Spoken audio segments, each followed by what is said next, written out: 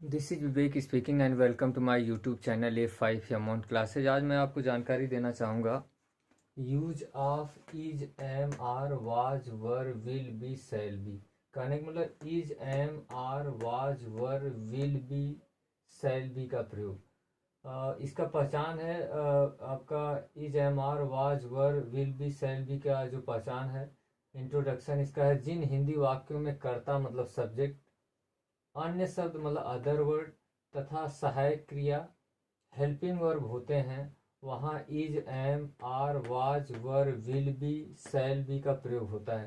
कहने का मतलब है कि जिन हिंदी वाक्यों में अगर कर्ता आएगा, अन्य शब्द आएंगे और उसके बाद सहायक क्रिया आएगी, वहाँ हम इज एम आर वाज उसके बाद वर विल बी शैल बी का प्रयोग करेंगे। दूसरी तरह से अगर इसको बताना चाहूँगा तो यहाँ जिन हिंदी वाक्यों से स्थिति मतलब स्टेट या दशा मतलब कंडीशन का बोध होता है, वहाँ is am are was were will be shall be का प्रयोग होता है।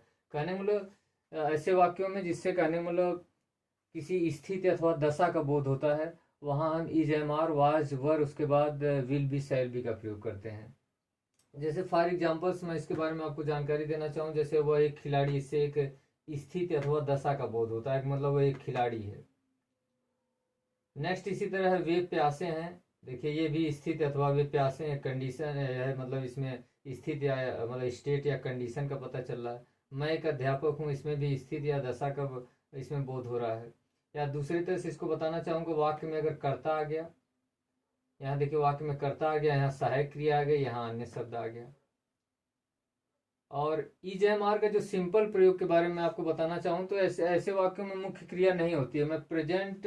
मैं आपको पास्ट कंटिन्यूअस की बात नहीं कर रहा हूँ, पास्ट कंटिन्यूअस या प्रेजेंट कंटिन्यूअस की बात नहीं कर रहा हूँ, उस टेंस की बात नहीं कर रहा हूँ। सिंपल अगर जो is am are was were will be shall be का जो प्रयोग किया जाता है उसकी मैं बात कर रहा हूँ। यहाँ आपका मुख्य क्रिया ऐसे वाक्यों में नहीं आती है। अगर प्रेजेंट कंटिन्यूअस उसके बाद पास्ट कंटिन्यूअस, अगर फ्यूचर कंटिन्यूअस टेंस को छोड़ दिया जाए तो मैं सिंपल जो is am are was were will be का जो प्रयोग होता है उसकी मैं बात कर रहा हूँ। जैसे मान लीजिए वह एक खिलाड़ी है। अब यहाँ देखिए प्रेजेंट टेंस है, यहाँ देखिए पास्ट टेंस है, यहाँ देखिए फ्यूचर टेंस है।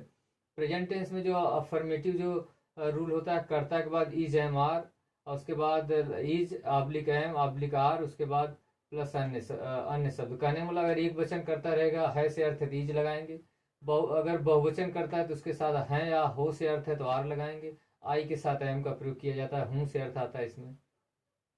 जैसे यहाँ है वह एक खिलाड़ी है, he is a player.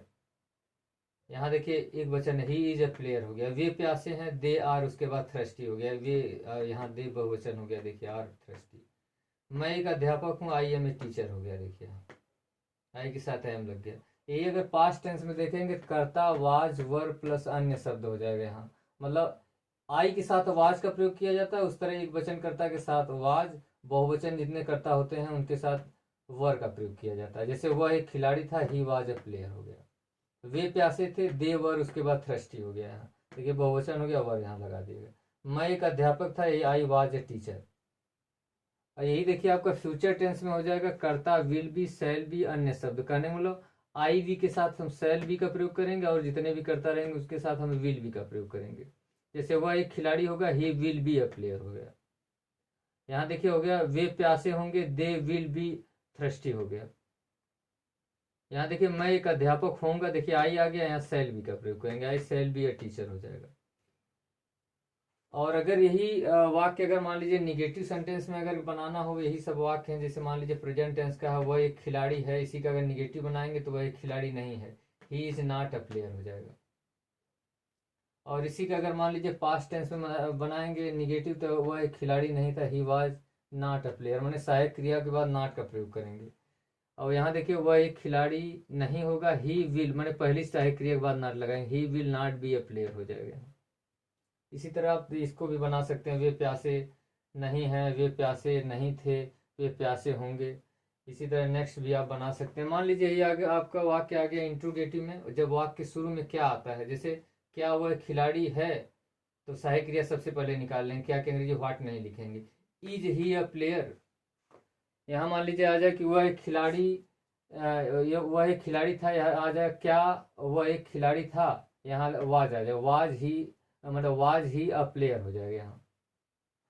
Next जैसे यहाँ आ जाए इसमें फ्यूचर वाले में, क्या वह एक खिलाड़ी होगा, विल, सबसे पहले विल निकालेंगे, will he be a player हो जाएगा। मतलब विल भी साथ में नहीं आएंगे, एक सहायक क्रिया, मतलब यहाँ will he be a player हो जाएगा।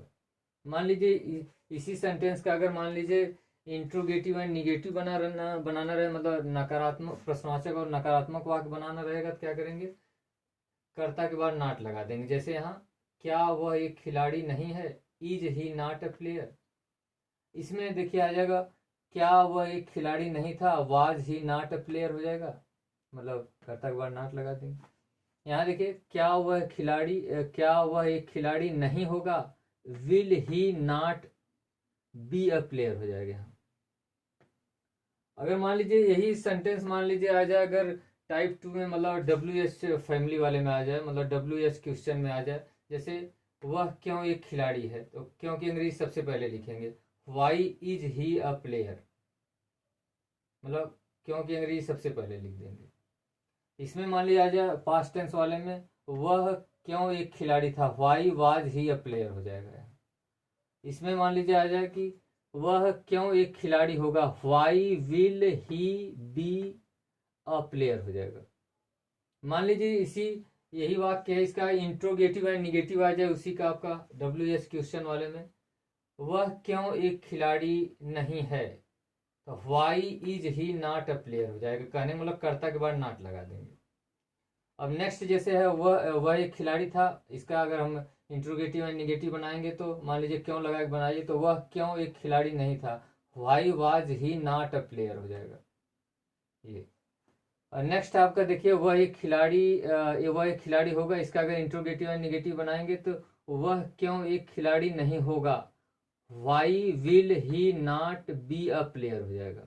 इसी तरह आप जो नेक्स्ट और ये अनुवाद है उसका भी आप बना सकते हैं, और जितना भी आप इसी तरह और ट्रांसलेशन आप कर सकते हैं, मतलब affirmative negative interrogative and negative में आप बना सकते हैं। एंड मुझे आशा है आपको is, am, are, was, were, will be, shall be का प्रयोग आपको समझ में आया होगा। And thanks for watching and your precious time.